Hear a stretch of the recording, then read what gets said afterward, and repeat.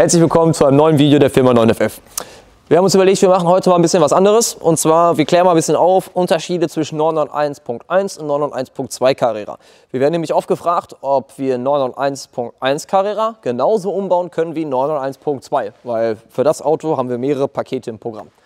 Also, der 991.1 Carrera hat einen ganz anderen Motor als dieses Fahrzeug, genauso wie Getriebe.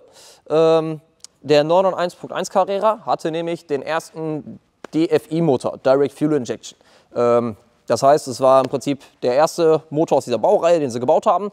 Der findet auch Platz im Cayman, Carrera, Boxster, Turbo und so weiter, nur halt mit ein bisschen anderen Modifikationen. Bei dem 991.1 Carrera ist es leider der Fall, es ist ein Saugmotor. Der Motor an sich ist ja, fürs Tuning auch geeignet, der Kostenaufwand ist aber eigentlich zu groß. Weil wenn man jetzt so einen Sauger auf Turbo umbauen möchte, der Motor muss raus. Er muss komplett zerlegt werden. Da müssen sofort andere Pleu rein, da muss eine Verdichtungsreduzierung rein. Ja, alles, die ganze Peripherie ringsherum um den Motor muss natürlich angepasst werden auf den Turbo. Ob es die Hochdruckpumpen sind, die Ansaugbrücke und so weiter und so fort. Sind auf jeden Fall jede Menge Sachen. Das heißt, wenn man jetzt einen 991.1 Turbo so umbauen möchte wie 991.2 Carrera, ufert das komplett aus. Also preistechnisch liegen da bestimmt 20.000, 30.000 Euro dazwischen. Der Vorteil ist nämlich bei dem 991.2 Carrera, wie bei diesem Modell, dass die Autos turbo aufgeladen sind. Das heißt, die haben einen 3 Liter Biturbo-Motor, der schon in der nächsten Generation eigentlich verbaut wurde. Und zwar, dieser Motor, der hier drin ist, kommt nämlich eigentlich aus dem da, aus dem 992. Die haben in dem Auto quasi die Prototypen, sag ich jetzt mal übertrieben gesagt, getestet. So wie Porsche das schon mal gemacht hat im 997. Erste Generation Turbo war ja Metzger und die zweite Generation war der DFI-Motor, Direct Fuel Injection. Da drin haben die quasi den Motor getestet, den die später in den 991 eingebaut haben. Also in Turbo, Carrera, Cayman und so weiter und so fort. Beim 991.1 Carrera gab es den Motor als 3,4 Liter und als 3,8 Liter Variante. Könnte man beide umbauen, Turbo aufladen, kein Problem, sehr teuer. Beim 991.2 Carrera ist für uns sehr gut, wir können alle von den Autos umbauen, egal ob es Carrera, Carrera S, GTS oder in dem Fall ein Carrera T. Die Motoren sind alle gleich, Getriebe sind alle fast identisch. Klar, man kann natürlich jetzt einen Vierer nehmen, also mit Allrad, Zweirad oder, so wie bei dem hier, mit Handschaltung. Was natürlich sehr cool ist, jetzt bei diesem T-Modell zum Beispiel, die werden schon mit Carbonsitzen ausgeliefert, also man kann die definitiv mitbestellen. Ich meine, die waren auch alle Handschalter, weil das ja, wie soll ich das erklären, es gab ja schon mal einen 911T, zig Jahre her. Und das soll natürlich die Hommage dazu sein, Matti, ja? Ja, soll zumindest in diese Richtung gehen. Also es ist eine Leichtbauvariante von dem Auto, leichter als der normale Carrera und cooles Tuning-Auto auf jeden Fall. Ich würde sagen, wir gehen mal da hinten und gucken uns das Auto mal von hinten an. Wir stehen jetzt hinter dem Auto. Was mir sehr gut gefällt bei diesem Modell, sind diese Rohre fast ganz in der Mitte. Ich bin ja ein totaler Fan von der GT3-Optik. Die GTS-Fahrzeuge und die T-Modelle haben das auf jeden Fall so. Der normale Carrera und Carrera S hat wie gewohnt ganz außen die Endrohre. Der hat jetzt hier schon eine Akrapovic-Version dran, aber anderes Thema. Ja, ich wollte sagen, wir gehen mal aufs Thema Turbolader bei den Autos ein. Es kommt natürlich immer darauf an, wie groß soll der Eingriff sein, den man machen möchte. Wenn man jetzt sagt, ich will im Prinzip eigentlich nichts umbauen, außer vielleicht OPF-Delete mit ein paar anderen Cuts, dass man ein bisschen mehr Sound hat, dass der das Abgas ein bisschen besser quitt bekommt, ist es eigentlich am allerbesten, man nimmt einen GTS, weil der GTS nämlich die größten Lader hat.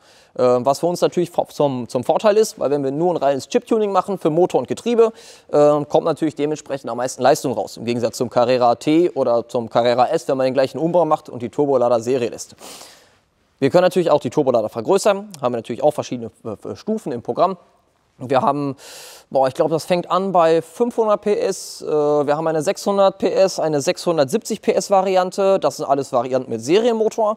Dann haben wir noch eine Stufe, glaube ich, mit 800 PS, die ist wahlweise mit Hubraumerweiterung. Wir haben dafür ein 3,8 Liter und 3,4 Liter Paket, hat was damit zu tun, wie groß man den Block später aufbohrt, weil die Kurbelwelle bleibt nämlich immer gleich, es ist nämlich rein bohrungsabhängig, wie viel Hubraum man erweitert. Das Problem, wenn man jetzt 3.8 bohren möchte in den originalen Carrera-Block, bohrt man eigentlich den ganzen Zylinder weg. Das heißt, man stellt den Zylinder einfach nur noch in den Block rein und der ist einfach nur noch geführt quasi oben übers Deck. Was natürlich nicht besonders schön ist. Gerade wenn man jetzt viel Drehzahl macht oder besonders viel Ladedruck, kann es natürlich sein, dass die Buchsen anfangen können, irgendwann mal im Motor zu arbeiten und dann geht irgendwas kaputt. Deswegen bieten wir eigentlich lieber eine 3,4 Liter Variante an. Damit fräst man nämlich nicht den ganzen Zylinder weg, sondern nur einen Teil davon. Wir setzen unseren Starliner ein, machen dann unsere dementsprechenden Kolben dafür rein Und dann hat man da sehr lange viel Spaß mit. Ja, wir haben normale Varianten, also auf basierend der Serienlader. Wir haben aber auch Garrett Turbo Kits für die Autos. Wir haben einen Kunden, der fährt damit schon ziemlich lange, und zwar 991.2 Carrera 4. Ganz cooles Auto, hat eine Touring-Optik drauf. Der fährt schon mit Garrett G25 660 Ladern. Auto macht unglaublich viel Spaß. Als Handschalter bin ich mit dem 105,5 Sekunden gefahren und das ohne Powershift. Also normal Gas geben, kurzer Drehzahlbegrenzer, Fuß vom Gas, Kupplung, Gang rein und wieder Gas geben. Also die Autos werden schon echt sehr, sehr schnell. Zum Beispiel, wir haben letztens gemacht eine 991.2 Carrera GTS Targa als Zweiradversion. Mit dem bin ich 205,7 Sekunden gefahren. Und das mit dem Serienmotor, was ich unglaublich schnell finde. Finde ich sehr cool, weil die Basis von dem Auto ist gut. Er ist preis-leistungsmäßig deutlich einfacher zu erreichen als jetzt ein 992 Turbo oder ein 991.2 Turbo. Die Autos sind natürlich unglaublich teuer, auch im Unterhalt. Versicherungstechnisch ist das Auto viel günstiger, auch in den Steuern. Klar, viel weniger Hubraum. Und deswegen muss ich sagen, ist aktuell mein Favorit aus dieser Baureihe eigentlich das Auto. Wie gesagt, einfach aus dem Grund, Preis-Leistung ist mega. Du bist auch ein bisschen mehr undercover als im Turbo, weil, brauchen wir uns nichts vormachen, ein Turbo ist halt schon immer, ne, schon ein ganz schön krasses Gerät. Der Carrera ist natürlich ein bisschen dezenter, deswegen man fliegt ein bisschen mehr unterm Radar. Und abgesehen davon gucken die Leute auch ein bisschen blöder, wenn sie in C63 oder was weiß ich fahren und du kommst mit deinem Carrera, der da aber 800 PS hast und dem fährst du nicht so davon, sondern so. Das finden die Leute wahrscheinlich nicht so gut. Nur der in diesem Auto sitzt. Ja, was sonst interessant ist, wir bieten natürlich die gleichen Pakete an wie für dieses Auto, auch für den 992 Carrera, weil der Motor ja der identisch ist. Das heißt, wir können das gleiche Tuning machen. Die Anbauteile sind identisch, der Motor ist identisch, wir können die gleiche Hubraumerweiterung machen, wir können den gleichen Motorumbau machen, wir können genauso auch ein Garrett Turbo Kit auf das Auto draufpacken. Also es ist alles möglich, wie man lustig ist, als Handschalter und als PDK, Allrad- und Zweirad-Variante, was ich halt sehr cool finde, weil im Turbo geht das halt nicht. Im Turbo bist du halt daran gebunden, du hast immer Allrad und du hast immer PDK. Kannst sagen, ich hätte gerne nur 1.2 Carrera, suche ich mir halt einen als Handschalter mit Zweirad. Geht. Finde ich sehr cool. Weil mittlerweile in den heutzutage Fahrzeugen, alles was so aktuell ist, gibt es ja im Prinzip noch keine Handschaltergetriebe mehr. Fällt ja im Prinzip weg. Ich glaube, der neue M2 hat das, Matti, ne? Hier, wir haben da vorne einen 992 GT3 stehen, der ist auch Handschalter, auch sehr selten. Und ja, also für jemanden, der Spaß hat am Handschalterfahren und immer noch ein modernes Auto fahren will, glaube ich, ist das hier auf jeden Fall die richtige Alternative. Da wir jetzt über alles Mögliche gesprochen haben zum Thema Carrera, gehen wir mal ein bisschen auf das Auto selbst ein. Warum ist das Auto hier? Was bekommt ihr überhaupt? Also, dieses Fahrzeug wurde schon von wem anders umgebaut. Der Kunde war auch immer zufrieden damit, also ist jetzt nicht hier, weil jetzt irgendwas doof war oder so, sondern der Kunde ist rein hier zu der Motorverstärkung. Der bekommt halt unser 800 PS Paket, das heißt, da werden die Lader gemacht, der Motor komplett gemacht, Ladeluftkühler, Ansaugung, Auspuff und so weiter und so fort. Wir werden auch mit dem Auto ein Gutachten erstellen, das ist zumindest so bisher der Plan, weil wir nämlich bisher für 800 PS kein Gutachten haben für die Autos. Wir sind dran, für die kleineren Kids Gutachten zu erstellen. Das passiert alles im Laufe der Zeit. Also falls da Anfrage oder Nachfrage nach ist, gerne uns einfach mal schreiben. Dann können wir euch sagen, wie weit der Stand der Dinge ist und ob sich das Sinn macht, sogar das Auto zu kaufen oder vielleicht auch 992 Carrera zu kaufen. Naja, wird man sehen. Ja, also wie gesagt, Motor wird auf jeden Fall komplett gemacht. Beim Getriebe wissen wir noch gar nicht, ob wir überhaupt was machen müssen. Getriebe hat bisher immer gut funktioniert bei den Leistungsstufen, die wir gemacht haben, selbst als Handschalter. Kupplung hatten wir bisher auch noch keine, die durchrutscht bei den Autos, weil sie werden original mit einer Zweischeibenkupplung gebaut.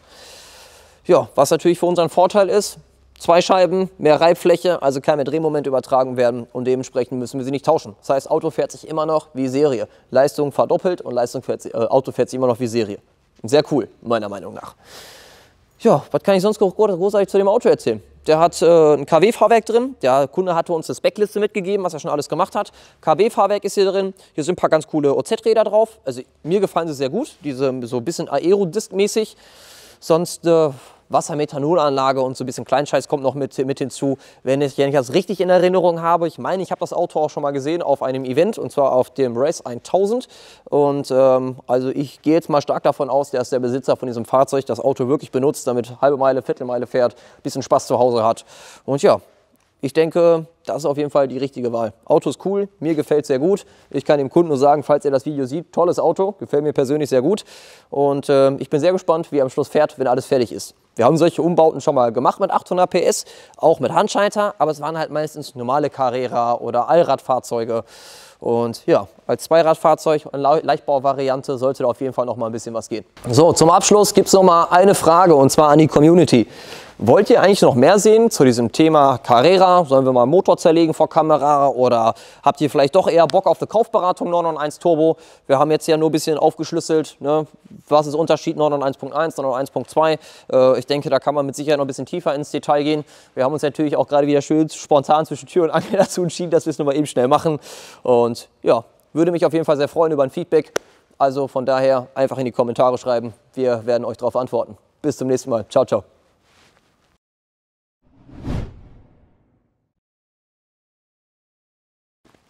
Da gibt es ein großes Problem an den Autos, beziehungsweise, was heißt Problem? Ich fange von vorne an. Danke. Das ist schon am Drehen. Wir drehen gerade, ja. Aber Matti fummelt da gerade an der Kamera rum. Was kann ich dir denn tun? Ja, ich dachte mir, ich drehe besser doch noch mal um, oder? Ja. Tobi mal reinlassen? War das gerade Passat? Der tauscht draußen Autos. Da wir jetzt über alles Mögliche gesprochen haben